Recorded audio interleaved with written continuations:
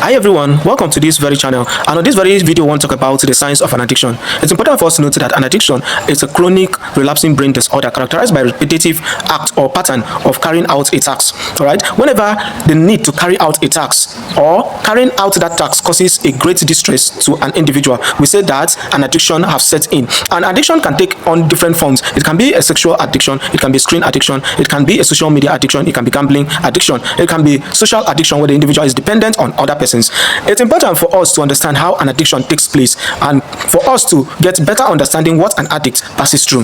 So a couple of persons may have relative, sibling or partner out there that is struggling with any form of an addiction, and we don't understand how they feel and what goes on in their mind. So this video tends to give a better explanation to these things. Whenever you have, say for instance, you bought a new car, your brain will tell you you have achieved a new feat, and in this process dopamine will be released. Let's go to the aspect of substance.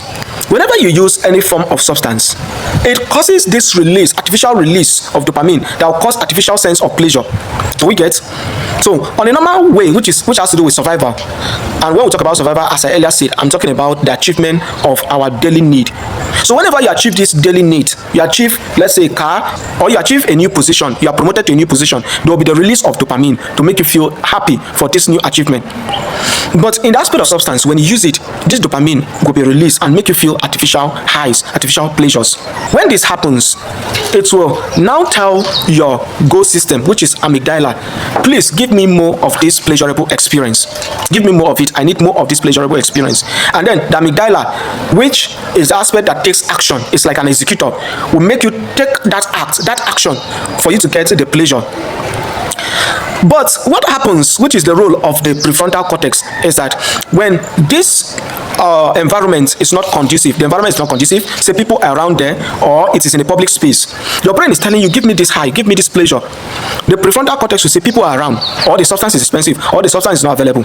The fight and struggle between this is what most substance users faces, and we call them the withdrawal symptoms. All right, where you can't get this pleasure, you will feel anxious, you will feel depressed, you will feel pain, some level of psychological pain, you will feel uncomfortable, will start jittering, will have tremors, will feel inability to relax, discomfort. With this would come that need, increased need for that pleasure to be attained. And then the amygdala, which is loud in nature, will keep ringing that alarm. Please, I need this pleasure, I need this experience, and I need it urgently and real quick. In that brain of an addict, these are what interplays. The prefrontal cortex, which make perfect judgment, the prefrontal cortex can be like, this substance, its presence causes certain discomfort.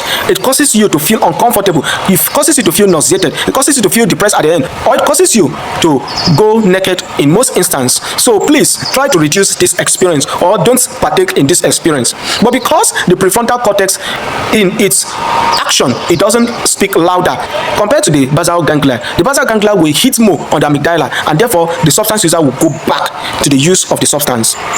And this is what interplays in substance use disorder. So the basal ganglia would call for pleasure. The prefrontal cortex will analyze if there is really the need for that pleasure.